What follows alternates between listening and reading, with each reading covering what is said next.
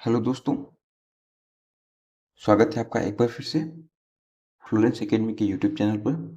तो कैसे हैं आप लोग? उम्मीद करते हैं आप लोग मस्त होंगे, स्वस्थ होंगे और आपकी तैयारी भी जो है वो जिंदाबाद जबरदस्त तरीके से आगे चल रही होगी। आज हम आपके लिए लेकर आए हैं केमिस्ट्री का मॉक टेस्ट नंबर 4। चलिए बिना देरी किए अपने क्वेश्चन की प्रैक्टिस शुरू करते हैं और अपनी तैयारी को बहुत बेहतरीन ढंग से आगे बढ़ाते हैं। पहला है क्वेश्चन आपके सामने दोस्तों। क्वेश्चन कह रहा है, निम्न में से किसमें अंतर अणु बल सर्वाधिक होता है, यानी मैक्सिमम इंटरमोलिकुलर फोर्स किसमें होता है। ठीक है, देखिए हमने आपको बहुत पहले ही बताया था, आपको पता भी होगा कि जो पदार्थ हैं उनकी तीन मूल अवस्थाएं होती हैं, ठोस, द्रव, गैस, यानी सॉलिड, लिक्विड और गैस। ठीक है, सॉलिड के पार्टिकल्स बहुत पास में बंधे बंधे होते हैं, बहुत ही सघन होते हैं। इस वजह से इनका जो अंतरा अणु बल है यानी इंटरमोलिकुलर फोर्स है वो क्या होता है, मैक्सिमम होता है। ठीक है, इस वजह से हमारा ऑप्शन नंबर ए बिल्कुल करेक्ट ऑप्शन होगा। ठीक है, इसके बाद लिक्विड में होता है और इसके बाद देन कहा होता है गैस में सबसे कम इंटरमोलिकुलर फोर्स होता है। नेक्स्ट क्वेश्चन देखते हैं। अगला क्वेश्चन कह रहा है, the formula mass of water. देखिए जल का क्या पूछ रहा है, शुद्ध द्रव्यमान पूछ रहा है। तो आपको यहाँ पे जल का द्रव्यमान निकालना है। तो कैसे निकालेंगे, आप निकाल सकते हैं। हमारे पास H2O है, क्या है हमारे पास H2O है। ठीक है, यदि हम निकालना शुरू करें, H की संख्या कितनी है, 2 है। ठीक है, तो H का कितना होता है, तो यहाँ पर होगा 1 इंटू 2। ठीक है, प्लस में ऑक्सीजन का नंबर होता है 8। ठीक है, और यदि इसमें हम 2 का मल्टीप्लाई कर दें तो क्या हो जाएगा, ठीक है ये क्या हो जाएगा 16। तो यहाँ पर निकाले यदि हम 2 प्लस 16 इक्वल्स टू 18। ठीक है, 18U। तो हमारा जो करेक्ट ऑप्शन होगा वो क्या हो जाएगा, ऑप्शन नंबर सी बिल्कुल करेक्ट ऑप्शन होगा। ठीक है, नेक्स्ट क्वेश्चन देखते हैं। अगले क्वेश्चन की तरफ बढ़ने से पहले दोस्तों आपके लिए इन्फॉर्मेशन। देखिए जो यूपीएससी नेट क्रैक करने का जो सबसे बेस्ट तरीका होता है वो होता है क्वेश्चन की प्रैक्टिस, जो कि आप फ्लोरेंस एकेडमी के माध्यम से कर रहे हैं और अन्य प्लेटफॉर्म्स पे भी आप कर रहे होंगे। लेकिन जब बात आती है खुद को इवेल्युएट करने की, खुद को जांचने की, खुद को परखने की कि हमारी तैयारी कितनी हुई है, तो यहाँ पर कुछ बच्चे पीछे रह जाते हैं। क्यों? क्योंकि जब वो टेस्ट सीरीज की तलाश करते हैं तो अदर प्लेटफॉर्म्स पे उन्हें बहुत महंगी महंगी टेस्ट सीरीज दिखाई देती है जो कि वो जनरली अफोर्ड नहीं कर पाते हैं। तो आपके लिए फ्लोरेंस एकेडमी लेकर आए हैं केवल और केवल 99 रुपीज में फुल लेंथ टेस्ट सीरीज, जिसमें आपको 13 full length test papers provide किए जाएंगे जो कि हिंदी और इंग्लिश दोनों भाषाओं में उपलब्ध हैं। तो जल्दी जल्दी जाकर के रजिस्ट्रेशन करें। ठीक है, और इस वर्ष आपको फिजिक्स और केमिस्ट्री की फॉर्मूला शीट इसमें फ्री ऑफ कॉस्ट प्रोवाइड की जाएगी। ठीक है, इसकी जो खास बात है, प्रीवियस ईयर में यानी 2025 के एग्जाम में 40 से 45 क्वेश्चन हमारे टेस्ट सीरीज से डायरेक्टली आपको एग्जाम में देखने को मिले थे। जिन भी स्टूडेंट्स ने पिछली वर्ष इसको परचेज किया था आप उनसे पूछ सकते हैं। ठीक है, तो चलिए यदि आपको और भी इंफॉर्मेशन चाहिए तो नीचे दिए हुए व्हाट्सएप नंबर पे आप व्हाट्सएप करके आगे की जानकारी को ले सकते हैं। चलिए आगे चलते हैं। अगला क्वेश्चन है दोस्तों कि रेत और नमक के मिश्रण को अगर अलग करना है हमें तो कौन सी विधि होगी। देखिए जब बात रेत और नमक की होगी तो ये दोनों क्या है, सॉलिड पार्टिकल्स हैं। लेकिन यदि हम इसका मिश्रण बनाना चाहें तो रेत और पानी, ठीक है, एक दूसरे में नहीं घुलते हैं। ठीक है, लेकिन नमक और पानी क्या करते हैं, घुल जाते हैं। तो पहले हम इसका सॉल्यूशन बनाएंगे, यानी नमक और रेत जो मिल गया है उसको हम पानी में डिजोल्व करेंगे। इससे क्या होगा, जो नमक है वो पानी में डिजोल्व हो जाएगा और रेत क्या होगा, डिजोल्व नहीं होगा। देन उसको क्या करेंगे, हम फिल्टर कर लेंगे, छान लेंगे।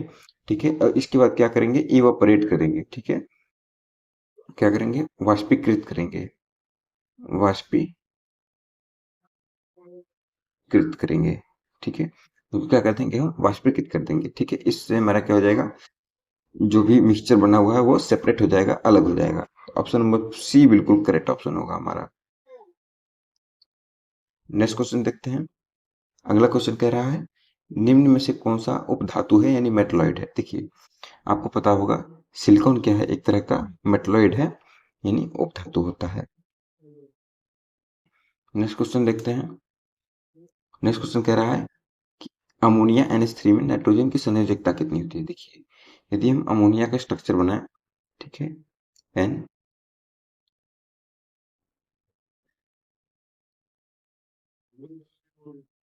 NH3, ठीक है, यहाँ पर 3 हाइड्रोजन ले लेता है, ठीक है। यहाँ पर हमारे पास क्या हो जाते हैं, 2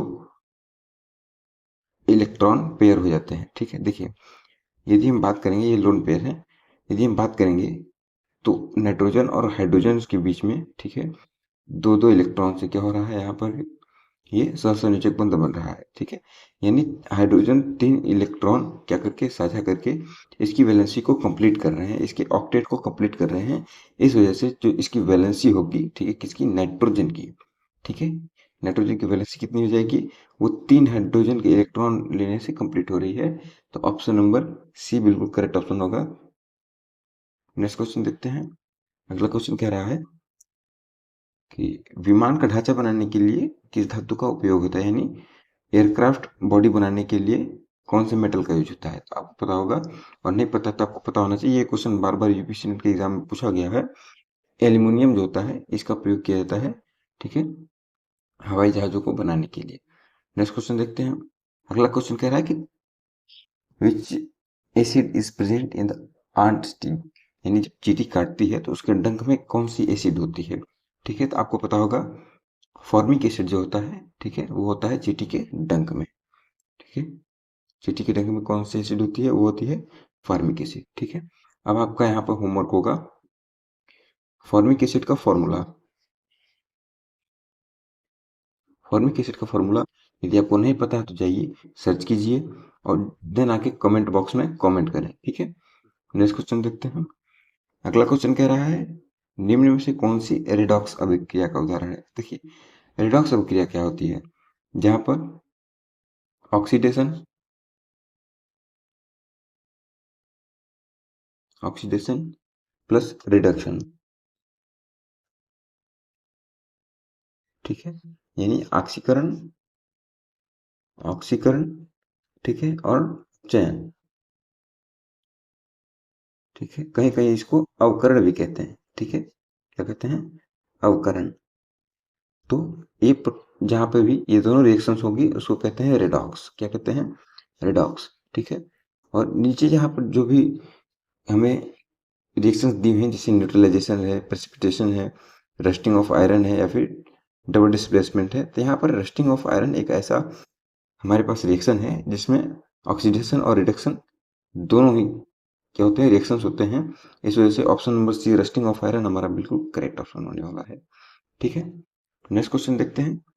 अगला क्वेश्चन कह रहा है कि उर्वरक के निर्माण में कौन सी गैस प्रयोग होती है। देखिए, जब बात होगी गैस की, और कहाँ, फर्टिलाइजर के प्रिपरेशन में, ठीक है, फर्टिलाइजर के प्रिपरेशन में यदि बात करेंगे हम, फर्टिलाइजर के प्रिपरेशन में यदि हम बात करेंगे, ठीक है, तो वो हो जाएगी नाइट्रोजन, ठीक है। तो नाइट्रोजन का यूज हम करते हैं फर्टिलाइजर यानी कि खाद बनाने में, उर्वरक बनाने में। नेक्स्ट क्वेश्चन देखते हैं। अगला क्वेश्चन कह रहा है कि विद्युत केबल बनाने के लिए किस धातु का उपयोग होता है, यानी जब हम इलेक्ट्रिक केबल बनाते हैं, ठीक है, तो उसमें कौन सी मेटल का यूज होता है, ठीक है। तो आपको पता होगा, आयरन का यूज नहीं करते हैं, ना के बराबर, जिंक का नहीं करते हैं, टिन का नहीं करते हैं, हम करते हैं तो कॉपर का यूज करते हैं, ठीक है। तो ऑप्शन नंबर बी हमारा बिल्कुल करेक्ट ऑप्शन होगा। कॉपर का यूज हम क्या करते हैं, विद्युत केबल बनाने में, यानी इलेक्ट्रिक केबल बनाने में करते हैं। नेक्स्ट क्वेश्चन देखते हैं। अगला क्वेश्चन कह रहा है दोस्तों कि sp2 संकरण ऑर्बिटल का आकार कैसा होता है, यानी शेप कैसा होगा sp2 हाइब्रिड ऑर्बिटल का। देखिए, sp2 हाइब्रिड ऑर्बिटल का जो शेप होता है वो होता है ट्राइगोनल प्लेनर। जैसे यदि एग्जांपल में हम ले लें BCl3 को, ठीक है, तो इसका कैसे बनेगा, बी जो होगा वो सेंट्रल एटम हो जाएगा, ठीक है, और यहाँ पर कुछ ऐसा हमारे पास बन करके तैयार हो जाएगा, ठीक है। तो ये कैसा हो जाएगा, ये हो जाएगा ट्राइगोनल, और ये कैसा है, ये प्लेनर है, ठीक है। इसके बीच में जो बॉन्ड एंगल होगा दोस्तों वो होगा 120 डिग्री का। कभी कभी ये भी पूछ लिया जाता है, तो इसको याद रखेंगे, ठीक है। तो हमारा करेक्ट ऑप्शन हो जाएगा option number b. Next question देखते हैं। अगला क्वेश्चन कह रहा है सबसे अधिक विद्युत ऋणात्मकता किस तत्व की होती है। देखिए जो सबसे अधिक विद्युत ऋणात्मकता होती है वो होती है हमारे फ्लोरीन की। ठीक है, फ्लोरीन हमारा सबसे अधिक विद्युत ऋणात्मक तत्व होता है। ठीक है, नेक्स्ट क्वेश्चन देखते हैं। अगला क्वेश्चन कह रहा है जिस विलयन में H पॉजिटिव यानी H प्लस आयन का जो सांद्रण होता है, कंसंट्रेशन होता है, वो उसके बराबर होगा तो उसका पीएच कैसा होगा। देखिए ऐसे क्वेश्चन बहुत कम पूछे जाते हैं, ठीक है, लेकिन पूछे जाते हैं आपके यूपीएससी नेट के एग्जाम में। यदि इसको हम सॉल्व करने की कोशिश करें तो सॉल्व कैसे करेंगे। देखिए जो पीएच की परिभाषा होती है वो हाइड्रोजन आयन के कंसंट्रेशन के जो ऋणात्मक लघुगणक होता है उसके रूप में माना जाता है। ठीक है, यदि हम लिखेंगे यहाँ पर, ठीक है, तो पीएच इक्वल्स टू माइनस का लॉग यहाँ पर इसके 10 और कंसंट्रेशन H प्लस आयन। ठीक है, ये होता है।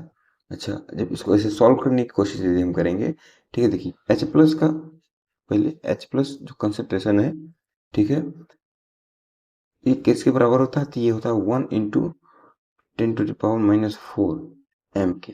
ठीक है, ये इसके बराबर होगा। सॉल्व करने की यदि कोशिश करें तो pH इक्वल्स टू माइनस का लॉग 10, यदि यहाँ पर हम इसकी वैल्यू रख दें तो 1 × 10⁻⁴, ठीक है, फिर रखें तो pH इक्वल्स टू माइनस का लॉग 1 प्लस लॉग 10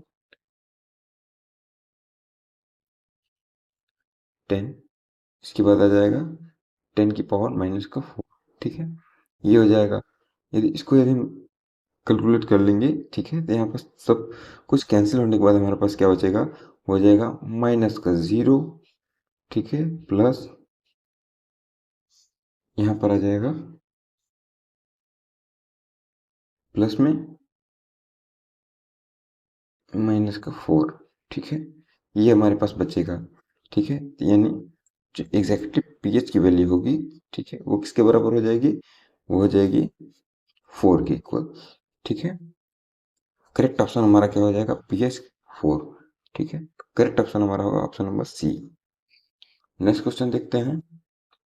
अगला क्वेश्चन कह रहा है कि निम्न में से सहसंयोजक क्षेत्र अधिकतम किसका होगा, यानी मैक्सिमम कोवेलेंट कैरेक्टर किस कंपाउंड का होगा। ठीक है, देखिए कोवेलेंट कैरेक्टर क्या होता है, कोवेलेंट एक ऐसा बॉन्ड है जिसमें इलेक्ट्रॉनों का क्या होता है, साझेदारी होती है। ठीक है, उसको शेयर करते हैं। तो यहाँ पर यदि हम बात करें दिए हुए जो हमारे पास कंपाउंड्स हैं, ठीक है, उनमें जो सबसे ज्यादा कोवेलेंट कैरेक्टर दिखाने की जो टेंडेंसी है, ठीक है, वो किसकी हो जाएगी, तो वो हो जाएगी हमारे एल्युमिनियम क्लोराइड। ठीक है, AlCl3 की। ठीक है, किसकी हो जाएगी, AlCl3 की हो जाएगी। ऑप्शन नंबर सी हमारा बिल्कुल करेक्ट ऑप्शन होगा। ठीक है, नेक्स्ट क्वेश्चन देखते हैं। अगला क्वेश्चन कह रहा है कौन सा कार्बन यौगिक आयोडोफॉर्म जो टेस्ट होता है उसमें पॉजिटिव होता है। देखिए यदि हम बात करेंगे कि ऐसा कार्बन जो कि आयोडोफॉर्म टेस्ट में पॉजिटिव होता है, तो हमारा कौन सा हो जाएगा, वो हो जाएगा एथेनॉल। कौन सा होगा, वो होगा हमारा एथेनॉल। ठीक है, ऑप्शन नंबर ए बिल्कुल करेक्ट ऑप्शन होगा। नेक्स्ट क्वेश्चन देखते हैं। अगला क्वेश्चन कह रहा है कि जिंक के निष्कर्षण में प्रयुक्त अयस्क क्या होता है। ठीक है, which ore is use in extraction of zinc. आपको पता होगा जो जिंक के निष्कर्षण में प्रयोग जो अयस्क होता है वो होता है हमारा कैलामाइन। क्या होता है, कैलामाइन। ठीक है, तो ऑप्शन नंबर बी कैलामाइन हमारा बिल्कुल करेक्ट ऑप्शन होगा। नेक्स्ट क्वेश्चन देखते हैं। अगला क्वेश्चन कह रहा है कि ग्रीन हाउस प्रभाव के लिए उत्तरदायी गैस कौन सी है। देखिए यहाँ पर जो ग्रीन हाउस गैस के लिए प्रभावी है वो है CO2। ठीक है, ऑप्शन नंबर सी बिल्कुल करेक्ट ऑप्शन होगा। देखिए ग्रीन हाउस गैस होती क्या है, ऐसी गैस जो कि हीट को केवल और केवल क्या करती है, अपने अंदर कैप्चर करती है, हीट को बाहर नहीं जाने देती है। ठीक है, नेक्स्ट क्वेश्चन देखते हैं। अगला क्वेश्चन क्या कह रहा है कि कीटोन में कौन सा फंक्शनल ग्रुप होता है। ठीक है, तो ये आपको पता होगा, पिछले वीडियोस में भी मैंने कराया हुआ है। तो ऑप्शन नंबर सी, ठीक है, CO, ये जो होता है ये हमारा बिल्कुल करेक्ट है। ये फंक्शनल ग्रुप होता है कीटोन का। ठीक है, अगला क्वेश्चन देखते हैं। क्वेश्चन कह रहा है कि बर्तन बनाने में कौन सी मिश्र धातु, ठीक है, उसका प्रयोग होता है, कौन सी एलॉय होती है। ठीक है, तो आपको पता है, आपके घर में भी होगा। स्टील के हमारे घरों में क्या होते हैं, बर्तन होते हैं। ऑप्शन नंबर सी, ठीक है, बिल्कुल करेक्ट ऑप्शन होगा। स्टील क्या है, एक प्रकार का ये एक एलॉय है। नेक्स्ट क्वेश्चन देखते हैं। अगला क्वेश्चन कह रहा है कि फोटोग्राफी में किस अभिक्रिया का प्रयोग होता है, यानी which reaction is use in photography. ठीक है, इसको यदि ट्रिक्स याद रखें, यहाँ पे फोटोग्राफी है, यदि जहाँ पे भी हमें क्वेश्चन के ऑप्शन में क्या मिल जाए, फोटो मिल जाए, वो हमारा करेक्ट ऑप्शन होगा। ठीक है, यानी फोटोकेमिकल रिएक्शन, प्रकाश विद्युत अभिक्रिया क्या होती है, बिल्कुल करेक्ट ऑप्शन होती है, जो कि कहाँ, फोटोग्राफी में यूज होती है। नेक्स्ट क्वेश्चन कौन सा है कि कौन सी विटामिन जल में घुलनशील है। देखिए, यहाँ से दो तरीके क्वेश्चन आते हैं, एक होता है जल में घुलनशील और दूसरा आपसे पूछेगा वसा में घुलनशील। ठीक है, यदि हम बात जल की घुलनशील करें तो विटामिन B एंड C, ठीक है, ये कौन सी हैं, ये जल में घुलनशील है। बी कॉम्प्लेक्स और विटामिन C क्या है, वाटर में सोल्यूबल है। और यदि हम बात करें वसा में, यानी कि फैट में, ठीक है, तो vitamin A, D, E, K कैसे हैं, ये फैट में क्या है, सोल्यूबल है।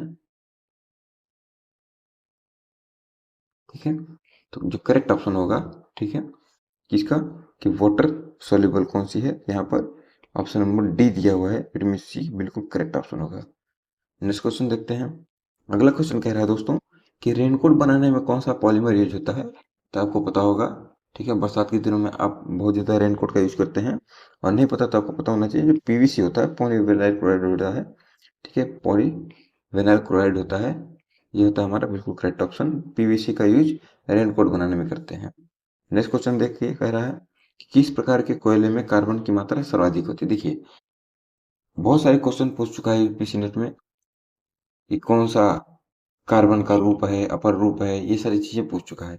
लेकिन अब क्वेश्चन के लेवल धीरे धीरे इम्प्रूव हो रहे हैं, तो अब आपसे इस क्वेश्चन को पूछने के चांस बहुत ज्यादा हैं कि कार्बन की सर्वाधिक मात्रा किसमें है। ठीक है, तो आपको पता होगा, जो एंथ्रेसाइट होता है, इसमें कार्बन की मात्रा सबसे अधिक होती है। ठीक है, एंथ्रेसाइट में।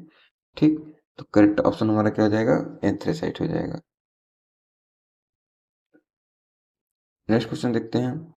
अगला क्वेश्चन कह रहा है कि तेलों के हाइड्रोजनीकरण में किस धातु का उत्प्रेरक के रूप में प्रयोग करते हैं, यानी कौन सा ऐसा मेटल है जिसका कैटलिस्ट के रूप में यूज करते हैं, कहाँ पर, हाइड्रोजनेशन ऑफ आयल। देखिए, ऑयल को हाइड्रोजनाइज करने के लिए।